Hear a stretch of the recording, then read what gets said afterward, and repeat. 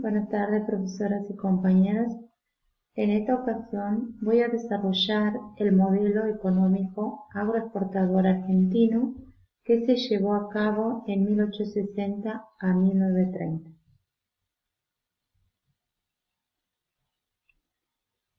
La economía agroexportadora. A partir de la década de 1860 se inició en nuestro país un periodo de expansión económica. Argentina se incorporó al mercado mundial. Fueron muchos los factores que ayudaron a definir al modelo económico agroexportador. Las nuevas demandas del mercado internacional de los países industrializados como Gran Bretaña, Francia, Estados Unidos. Estos países necesitaban materias primas para abastecer a su población con alimentos. Argentina entonces pertenecía a los países periféricos productores de materia prima que producía cereales, carne, lana, cuero. Este modelo asumía un rol de proveerle a las metrópolis los alimentos necesarios. La inmigración extranjera, la capital del extranjero, la intervención del Estado, los latifundios, los arrendatarios, jugaron un papel importante para que se desarrolle el modelo agroexportador. La inmigración se llevó las condiciones que impuso la industrialización, la gran cantidad de trabajadores que estaban en Europa quedaron desocupados y entonces las hambrunas que pasaban empezaron a inmigrar a los países que necesitaban la mano de obra. Argentina entonces disponía de gran cantidad de tierra para producir materias primas, pero no contaban con población. O sea, la población argentina era muy escasa. Entonces, con la llegada de los inmigrantes se solucionó el problema. En 1860 a 1914 llegó un gran saldo migratorio a nuestro país y estos inmigrantes eligieron ubicarse en la región pampeana, ya que éstas contaban con el suelo fértil y el clima favorable para el agro. Cuando decimos la intervención del Estado, el Estado jugó el papel decisivo para asegurarle el funcionamiento del modelo agroexportador. Sus acciones más importantes fueron garantizarle la libre circulación de bienes y capitales y favorecer la expansión de la red de transporte en cuanto a obras de infraestructura y facilitar así una producción de tierras de frontera. Estimular así la inmigración extranjera para obtener fuerza de trabajo y organizar un sistema jurídico y monetario.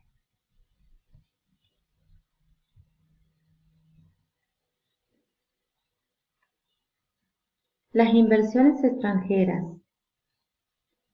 Las inversiones dentro de nuestro país fueron destinadas a realizar obras que facilitaran, como dijimos, el transporte de la comercialización de los productos. La expansión se hizo una gran extensión de la red ferroviaria, que eran los ferrocarriles, permitieron transportar la producción agropecuaria, especialmente de la región pampeana, hacia los puertos de Buenos Aires. También así, en este modelo agroexportador, se decía que otras regiones de nuestro país se quedaban en desventaja, como que no fue igual o sea, no se repartió de manera igual, más bien se llevaba de una manera más desigual. Las inversiones también favorecieron en fundar bancos y empresas. Con los capitales extranjeros se instalaron también los primeros frigoríficos que permitieron la exportación ganadera de carne y sus derivados, para que así llegara a los mercados europeos con mejor calidad para obtener mejor precio. Entonces se transportaba la carne ya congelada. ¿Cuándo llega el fin del modelo agroexportador? Con la crisis de 1929, la quiebra de la Bolsa de los Valores de Nueva York. En ese año, en octubre de 1929, fue la época de la crisis económica que se llevó casi en todo el mundo. Los efectos de la crisis fueron especialmente muy dañinos para los países latinoamericanos, que eran dependientes de las economías estadounidenses. Muchos bancos quebraron y podemos decir que ahí fue una de las decisiones que llega al fin de este modelo. En cuanto a la ganadería argentina, se llevó a cabo en 3 periodos. El primer periodo, que era la introducción del ganado traído desde Europa hasta los virreinatos del Río de la Plata en 1976. Comienza en su periodo con la difusión del ganado cimarrón y los rodeos, que estos eran ganados sin dueños. El subperiodo comienza con las vaquerías, abundancia de ganado, que se estimula la exportación de cueros. Después tenemos el segundo periodo, que se da en 1976 hasta mediados del siglo XIX. El virreinato marcó una nueva fase en la ganadería, los saladeros, las estancias coloniales y el aprovechamiento del animal. Surgen las curtidarias y el cabildo crea la Mesta.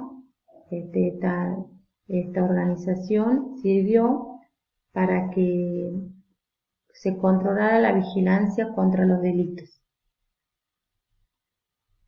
Después tenemos el tercer periodo, que es de refinanciamiento genético.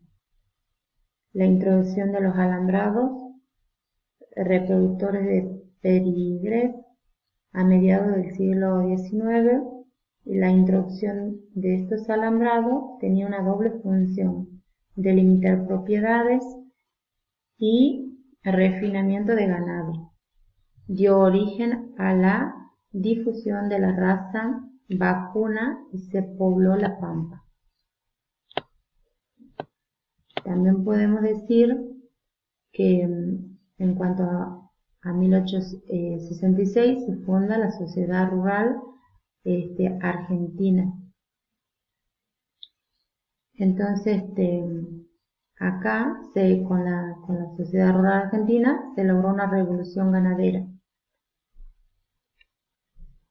Los primeros empaques frigoríficos de carne bovina y ovina congelada que se dan para la exportación.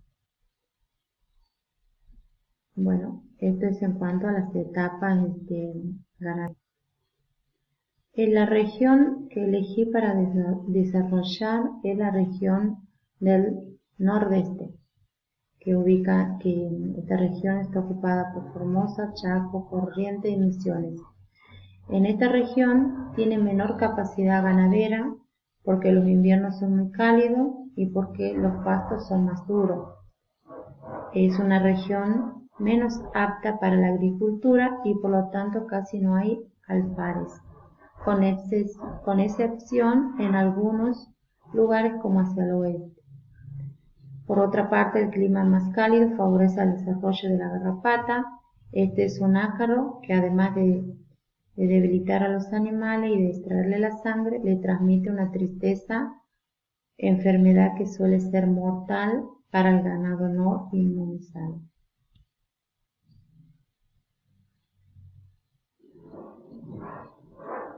Después tenemos ganado vacuno en amplitud para el ganado que va descendiendo de oeste a medida que se avanza al Chaco. son reducidas las razas como Shorton, tienen mayor resistencia a la Hereford y la cruza de Aberdeen Angus. Esta región señala como un gran porvenir para esta raza. El ganado bovino tenemos hacia el norte de Corrientes que abundan el merino argentino, la raza criolla, el Santiago del Estero. Bueno, esto sería en cuanto a ganado bovino. El circuito productivo que elegí desarrollar es el circuito productivo del arroz. En la Argentina la siembra del arroz se lleva a cabo desde la primera quincena de septiembre hasta octubre y la cosecha se realiza durante los meses de febrero hasta el mes de abril. De esta manera se aprovechan las condiciones climáticas necesarias para el desarrollo de la planta. El arroz es el segundo cereal más producido después del maíz. El circuito productivo del arroz consta de 3 etapas bien marcadas: la fase industrial, la fase agrícola, la fase industrial y la fase comercial. La fase agrícola, donde se produce el cultivo de arroz. El arroz es cosechado. En la Argentina la cosecha se realiza de manera mecánica. Bueno, acá en la fase industrial se desarrolla el transporte del arroz a los molinos. En la zona que se produce se elabora el arroz para que queden las condiciones óptimas. Por ejemplo, acá lo que se hace con el molín, seleccionan, clasifican los granos enteros, empiezan a eliminar las impurezas, las cáscaras mediante una pre-limpieza, se descascara, después empiezan a pulir, cuando se blanquea el grano del arroz. Acá tenemos la máquina. Después pasa ya a la zaranda, donde se prepara el grano entero o quebrado. Un clasificador recupera el grano entero y el quebrado. Y bueno, y así el arroz es empaquetado para ser comercializado.